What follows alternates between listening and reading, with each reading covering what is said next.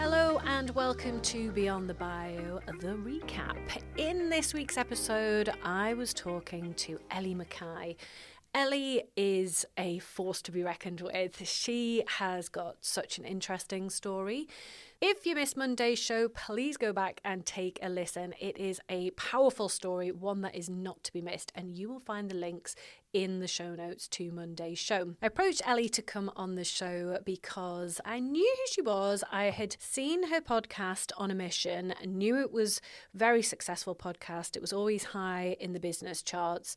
I've got a few friends who've been on the show. She's had amazing celebrities on the show, so I was very aware of the podcast and how well it was doing. I knew Ellie had a big property portfolio and was involved in all sorts of ventures. And then I noticed that she went super quiet at one point last year. And then towards the end of the year, she did a big comeback post around why she'd been so quiet, what had been going on, and what was next.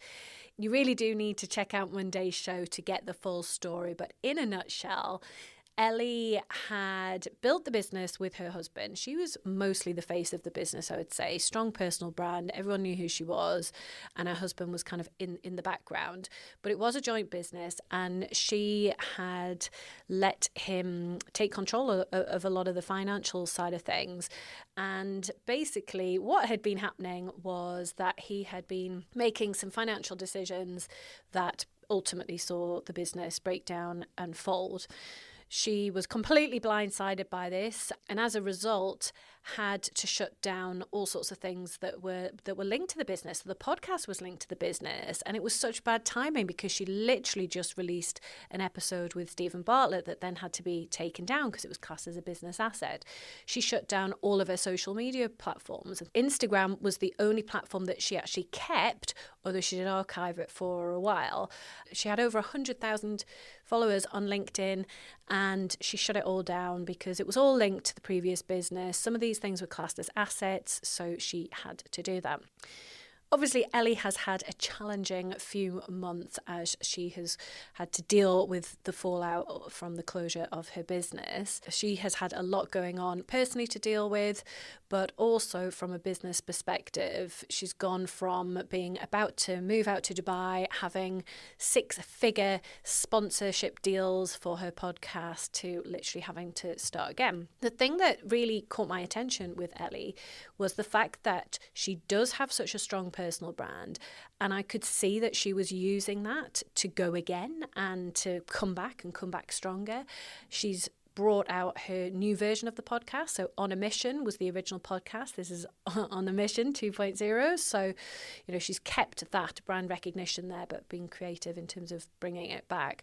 It's a slightly different feel to the new show. It's a lot of conversations, a lot of reflections on what has happened to her. But as she said to me, the comeback episode talking about what she'd been through, she said attracted more comments and messages than she's ever had, despite all of the celebrities that she's had on the show in the past. So this week's Take Action is going to have to be a little bit different. So we're normally super practical on Beyond the Bio around how do we apply what we've learned in Monday's show and do something practical as a result on a particular theme.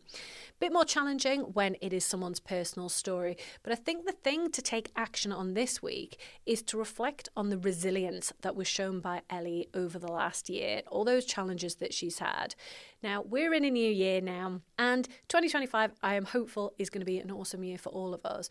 But there are always highs and lows in any year. And when we're experiencing those lows, it is super easy to hide ourselves away, hibernate a little bit, and just retreat generally. So what I want to do is, while we're feeling positive in January and we're raring to go, I want you to find something practical. It might be a book, it might be a video, it might be a podcast, it could be any of those things. Something that really inspires you, is seriously motivating, highly inspirational.